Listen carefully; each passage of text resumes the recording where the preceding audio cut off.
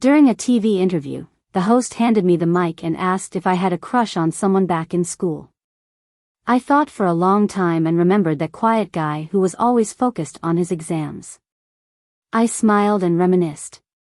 Yeah, I did. He was my desk mate. But he was only into studying back then. I tried for a while but couldn't win him over. That night, the famous actor tweeted and tagged me, "You call giving me a practice test every day trying to win me over?" I'm Becky, a small name in the entertainment industry, been hustling for 6 years now. Over these years, my presence on trending lists has been minimal. The first time I won an award, the agency invested heavily to get me trending. But then, at the ceremony, a gorgeous actress slapped the leading actress. Everyone was more interested in that drama.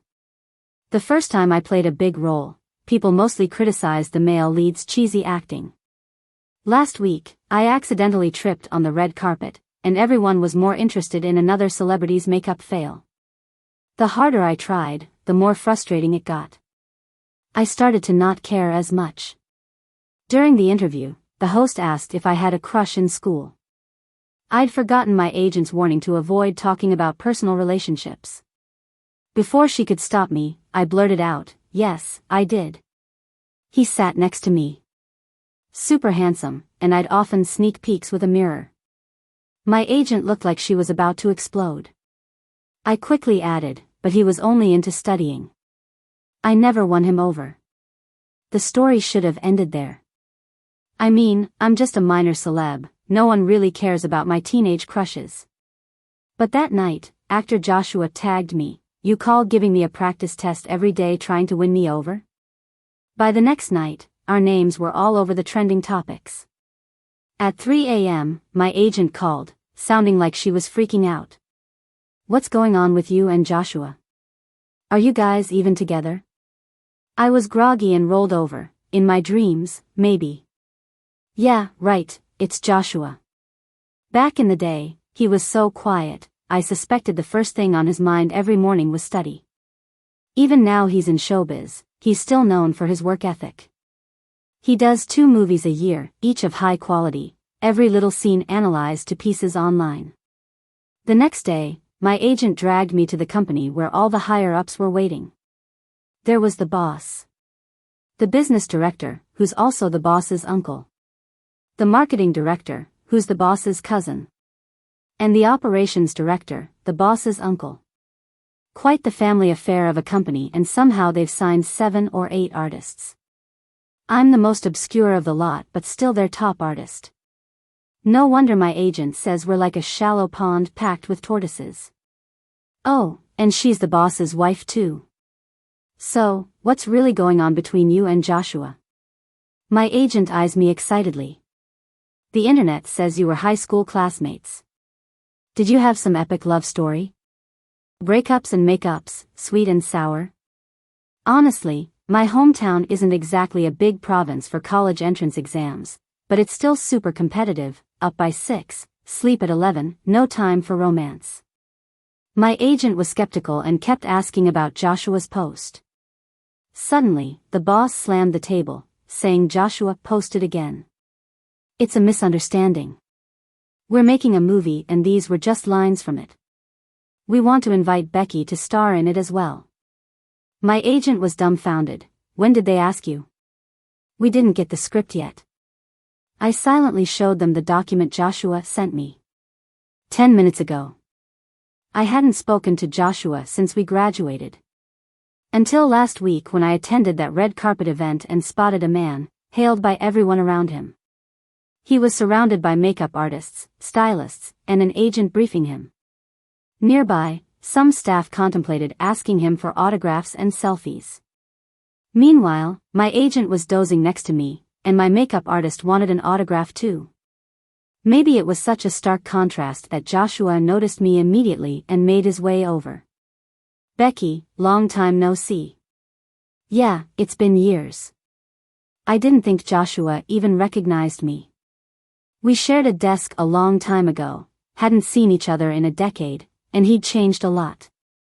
The lanky boy in blue and white school uniforms had grown into a towering, robust man. But his face was still as handsome as ever. What about that rumored boyfriend of yours? Isn't he here today? Not going to say hi? Who? I drew a blank until Joshua named someone. Last month, in a small role, I was partnered romantically with the third male lead for a movie. The agency thought it might boost my followers, so they agreed to it. But then the guy was exposed for having multiple non-fame girlfriends. The male star was quickly branded a jerk online, flooded with criticism. As for me, no one cared.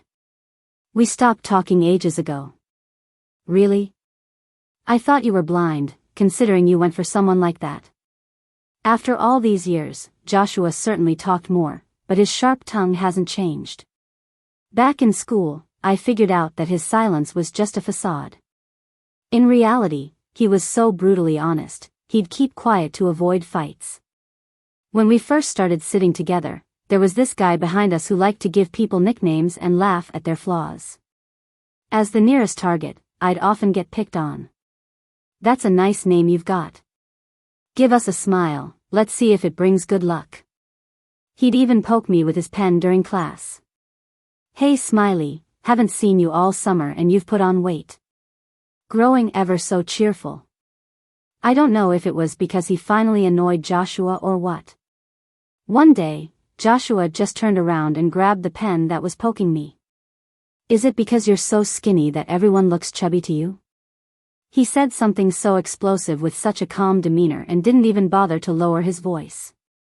All of us, including me, were completely stunned. The guy stood there frozen, not saying a word for a long time. Joshua raised his eyebrow. Why so quiet? Did I hit a nerve? Need me to recommend a urologist? After that, the guy never bothered me again. He even kept his distance when we chose seats later. I didn't get to catch up with Joshua much because his agent whisked him away. Before he left, he glanced at me. Your heels are too high. Be careful not to twist your ankle again like last time. The last time he mentioned was 10 years ago. The school had an adult ceremony for us seniors, and my mom saved up to get me a pair of little high-heeled shoes. I wasn't used to walking in them and nearly fell right into Joshua's arms. There were a lot of classmates teasing us on the side. Man, Joshua can hold a grudge. Such a small thing, and he remembered it for that long. Turns out Joshua's not only petty but also a jinx. I tripped again, this time right on the red carpet. Thankfully, no one really cared because they were all focused on another celebrity's messed up makeup. Once the red carpet event was over, my agent was nowhere to be found as I was getting ready to leave. I headed out alone and suddenly noticed Joshua at the entrance. He had taken off his expensive suit and was just wearing a simple white shirt and black pants, standing under the street lamp lost in thought. Moments ago, he was in the spotlight surrounded by fans, and now he stood beneath the dim light that stretched out his shadow. That familiar silhouette. I used to purposefully hang around after evening classes, secretly following him when he left. But we lived in opposite directions. So, we only shared the short 5-minute walk from the classroom to the school gate. Joshua always walked so slowly, who knows why those long legs moved at such a snail's pace. But I liked those 5 minutes, quietly trailing behind him. He never noticed. I wanted to enjoy it for a bit longer, but Joshua looked up and spotted me. I awkwardly went to greet him, but before I got a word out, my agent called, saying a driver was on the way. The driver found me quickly. Just as I was getting in the car, I heard a voice outside. Becky, Joshua called, running toward me. I have a movie looking for a leading lady. Want to give it a shot? I couldn't see his expression against the light. I thought our levels didn't match, me playing the lead seemed off. I voiced this, and I might have heard him chuckle softly. That laugh was light and quickly swallowed by the wind. But his words were right in my ear, you're perfect for it, only you. We still had each other's contacts from high school but never actually contacted each other. The agency hadn't received a script, so I thought it just blew over. Until this morning, Joshua sent over a document, a scene from the script. My agent and boss were ecstatic, popping confetti in celebration. This is Joshua's movie. If you star in it, you're on the brink of going viral. The more I read the script, the more familiar it felt. I messaged Joshua, who replied quickly. It's a script I wrote myself. I used past events, you don't mind, right? What was there to mind? Seeing the fee for the actor, the agency was so happy they treated everyone to afternoon tea. The audition process surprisingly went smoothly. I somehow ended up taking the publicity photos and officially joined the crew. As soon as the movie's production news came out, the criticisms came. After all, it was Joshua's first directed and starred in movie, and he handpicked the crew. 3 years of preparation led up to the shoot announcement.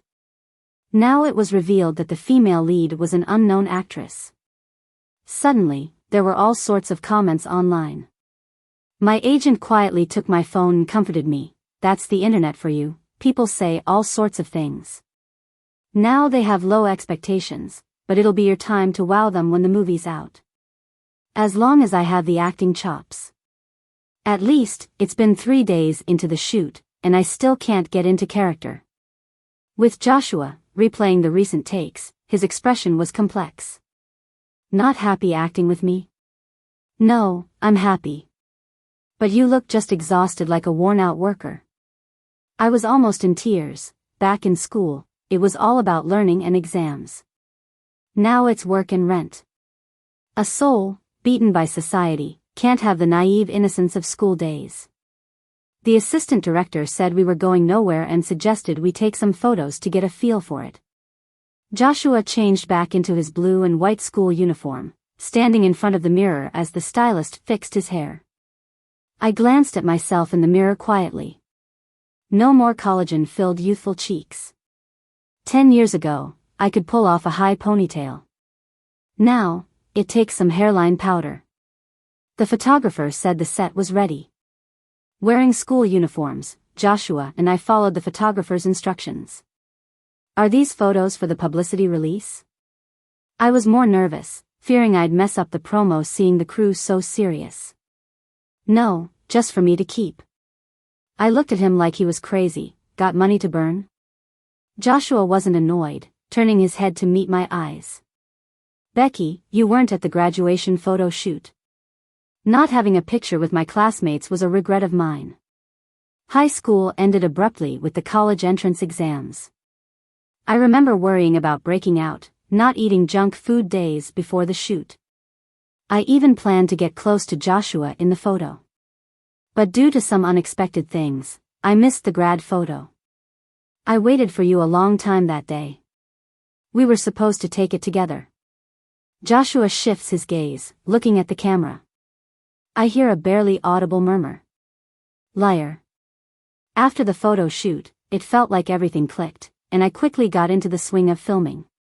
Seeing how fast I adapted, my agent finally relaxed and stopped shadowing me daily since she had other clients to attend to. The company assigned me a new assistant.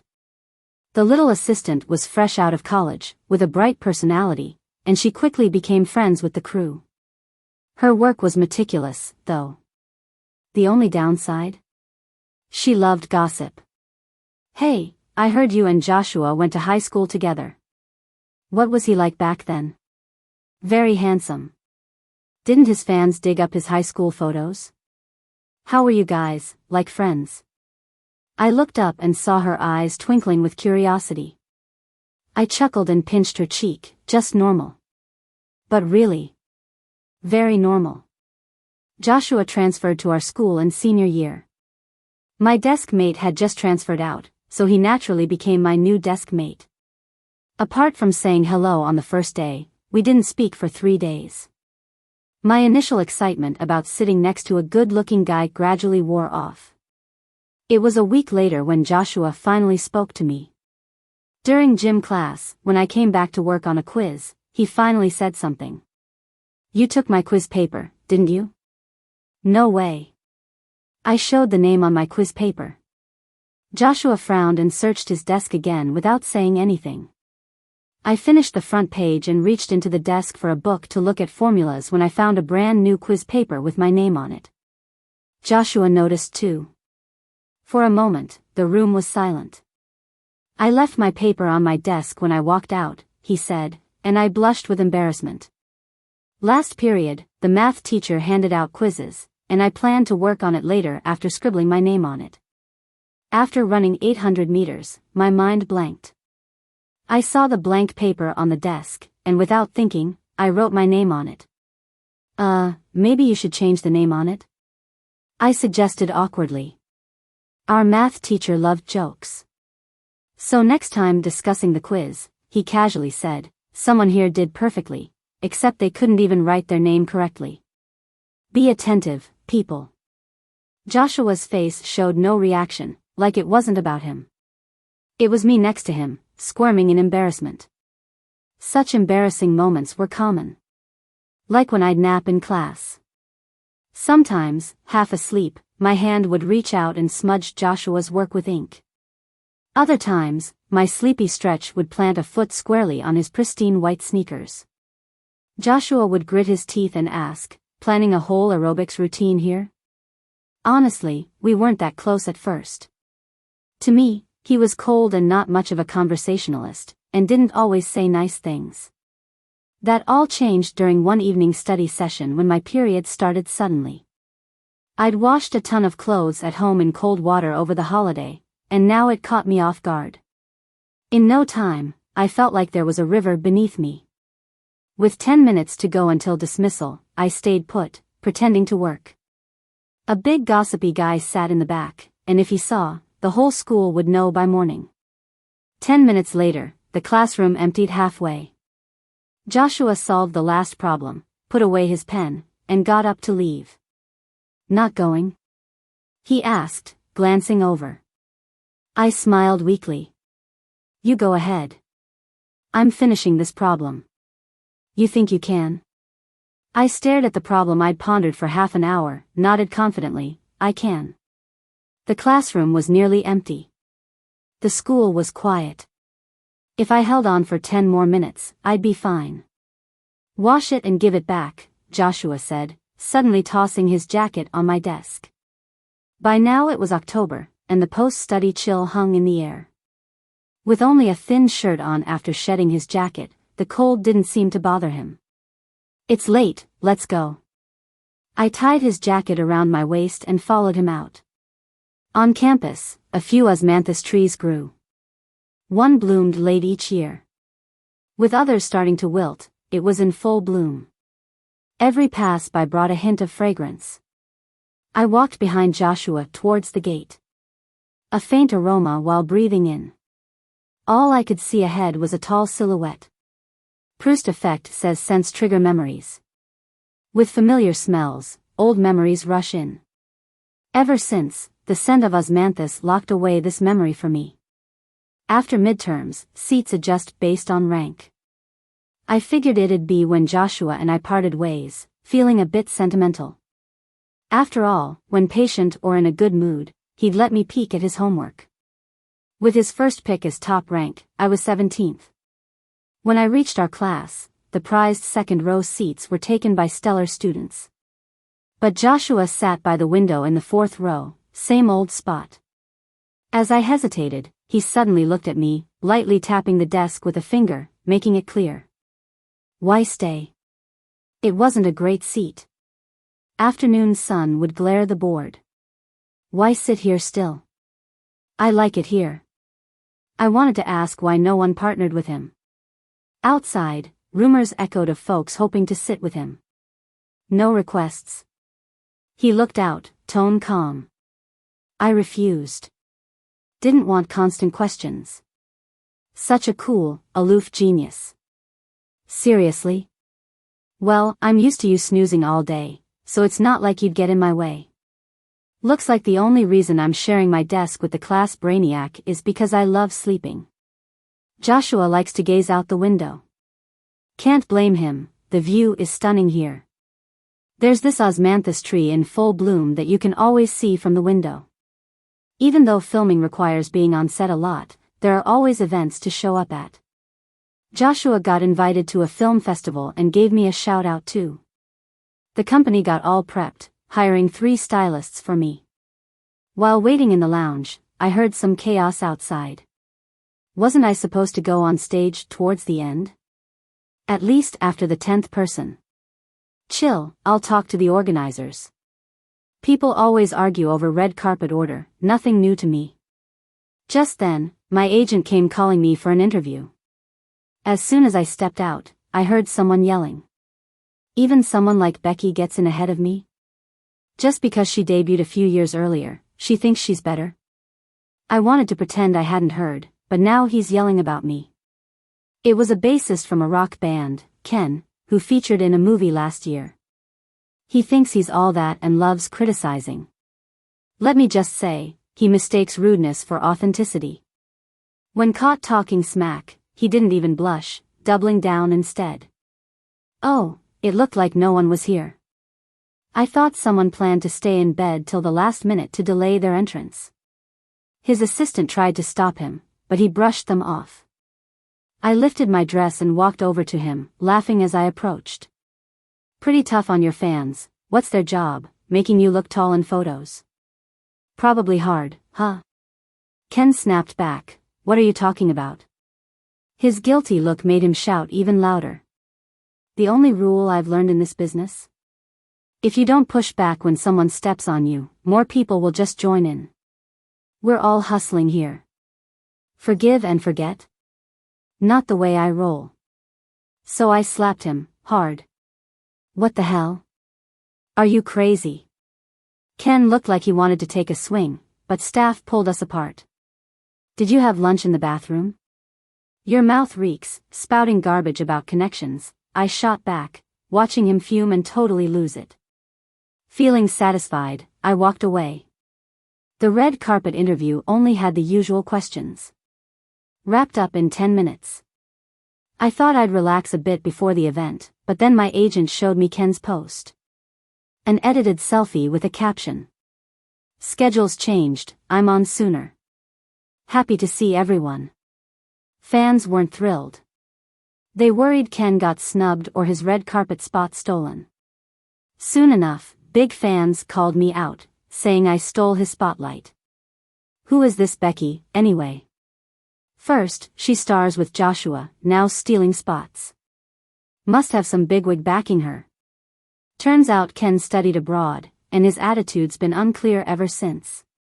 Folks dug up more dirt about him, adding fuel to the fire. I expected a messy online fight, but then the organizers hit back with the schedule and chat with Ken's team. They always had him as the 9th slot, they even checked with his staff.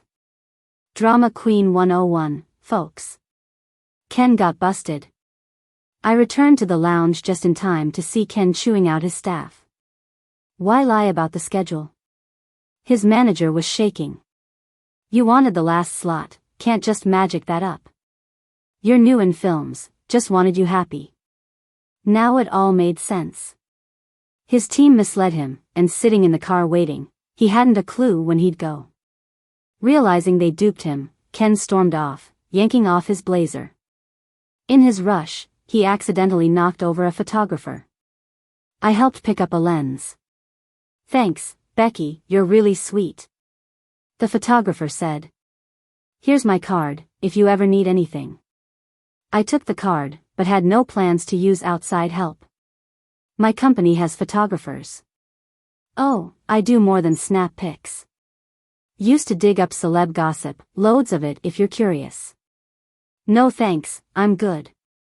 Come on, Becky. You don't like someone? Tell me, I'll find their dirt. Remember that young actor you were linked with? I found out he cheated. I paused. Wasn't that exposed by his girlfriend? After hearing this, the guy patted his chest and said, we gather the evidence and give it to his girlfriend. Otherwise, how else would she know about this since she's not from around here? This isn't just some paparazzi operation, it's like private detective work. Is doing this kind of thing profitable?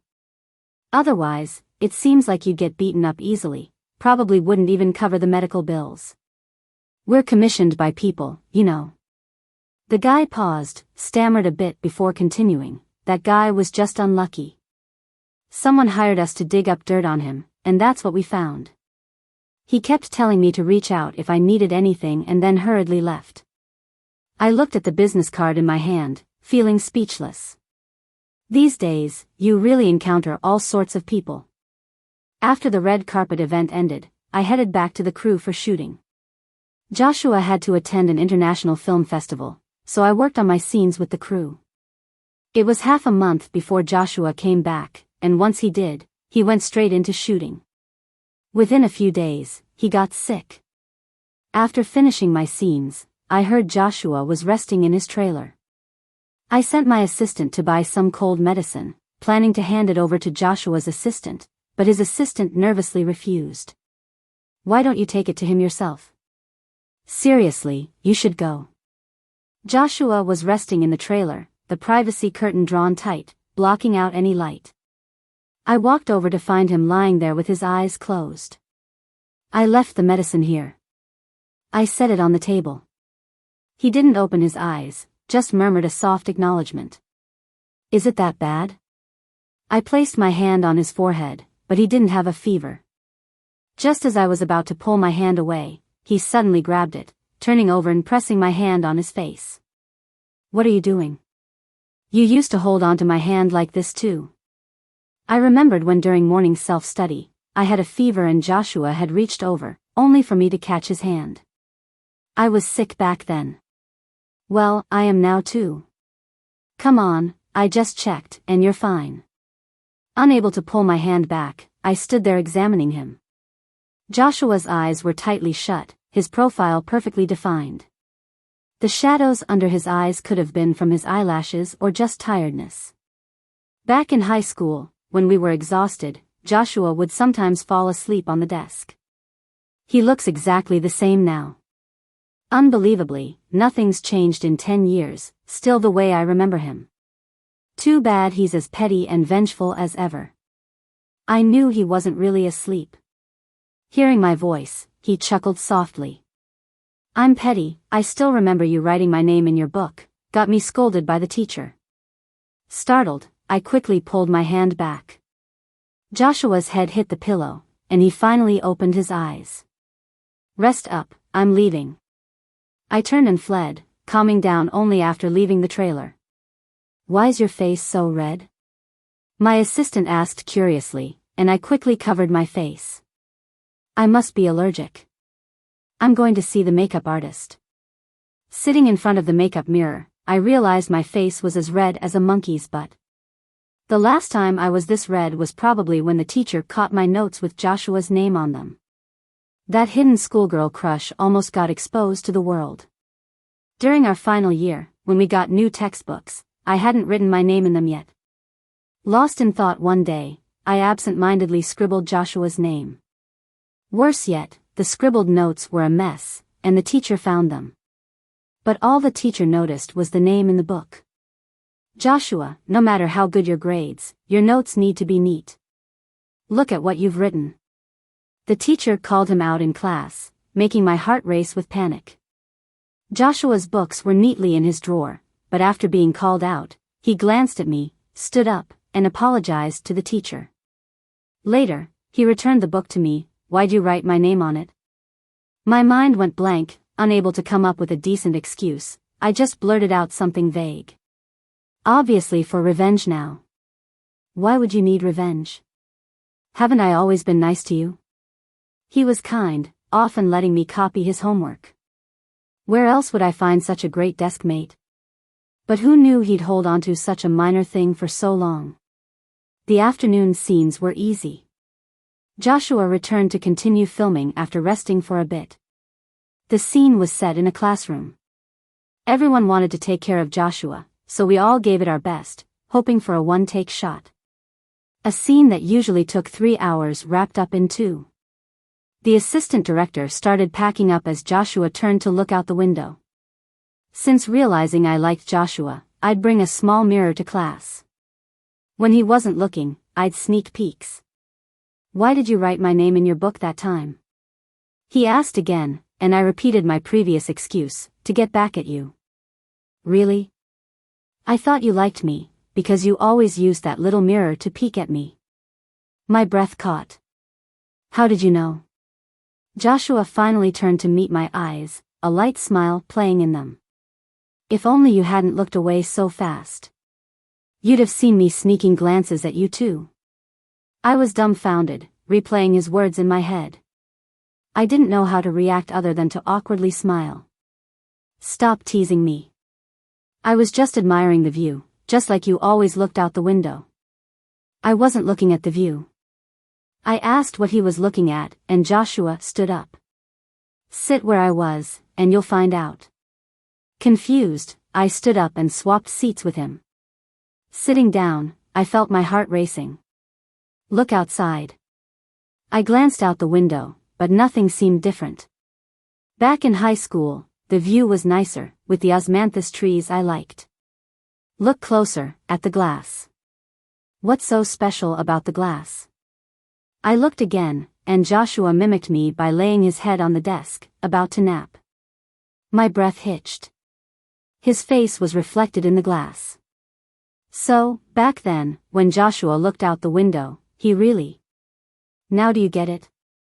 I used to watch you secretly, making sure you wouldn't notice. I clenched my sleeve and watched Joshua open his eyes. He propped his head up with one hand and gave me a soft smile. Every time you fall asleep in class, I watch you. I've been observing you for so long that I can spot every little change. Like when you switch to a new hairpin, put on a new jacket, or wear those shoes that didn't quite fit at the coming-of-age ceremony. The week before the ceremony, our teacher mentioned we could wear our nicest clothes.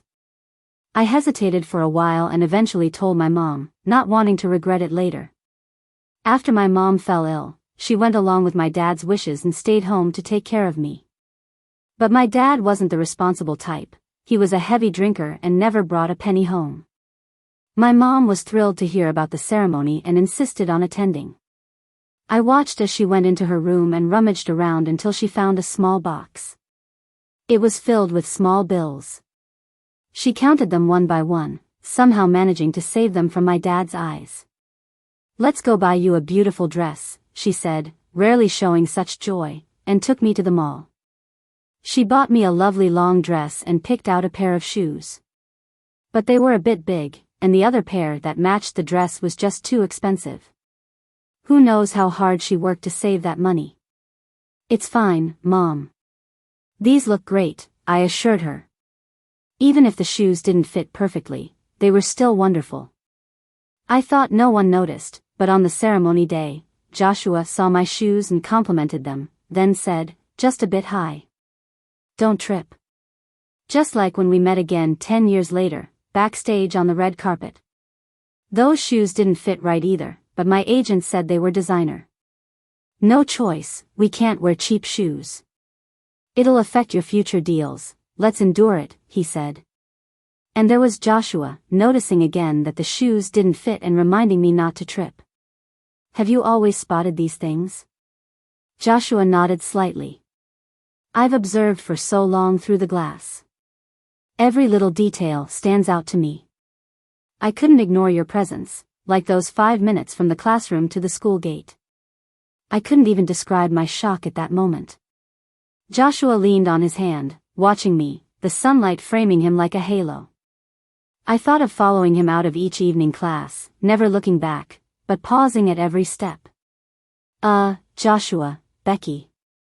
The assistant director's voice broke the moment. His awkward gaze revealed the snooping eyes behind him. Oh my God. What have I done? If this got out, Joshua's fans would hunt me down. "We were just rehearsing," I shouted. Joshua opened his eyes wide at me, but before he could speak, I dashed off, leaving the crowd behind. It was terrifying, truly.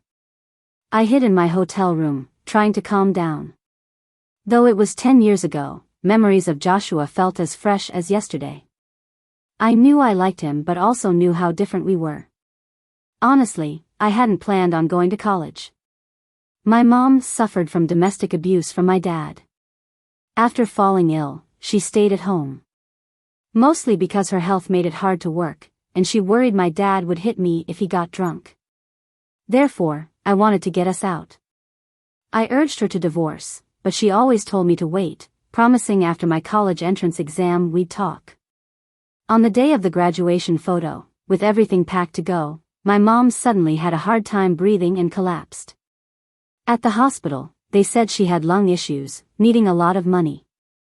The irony was, my dad, always angry when mentioning divorce, now suggested it himself, fearing my mom would burden him. What a selfish guy.